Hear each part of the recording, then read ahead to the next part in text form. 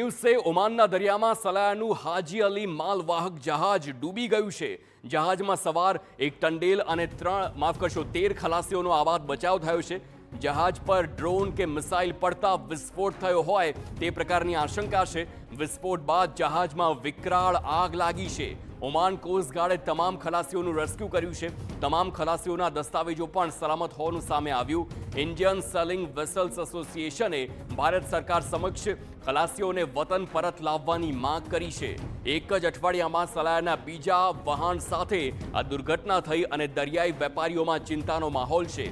પ્રાથમિક દ્રષ્ટિએ Iran America વચ્ચેના તણાવનો ભોગ આ જે વાહન છે તે બન્યું હોય તેવું સામે આવ્યું છે।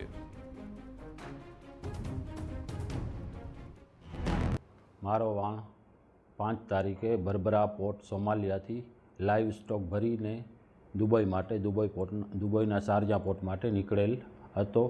આજ વહેલી સવારે 3:30 વાગે ક્રોસ ફાયરિંગમાં ઈરાન અમેરિકાની કાંઈક લાગી ગયો વાણને, એમાં ફાયર થઈ ગયો વાણ। 14 માણસો હતા, એનો આબાદ બચાવ થયેલ છે। વાણની બોટમાં ઉતરી ગયા તે પછી ઓમાનની કોસ્ટગાર્ડે બધા માણસોને લઈને ધીબા પોર્ટ ઓમાનનું ત્યાં લઈ ગયેલ છે।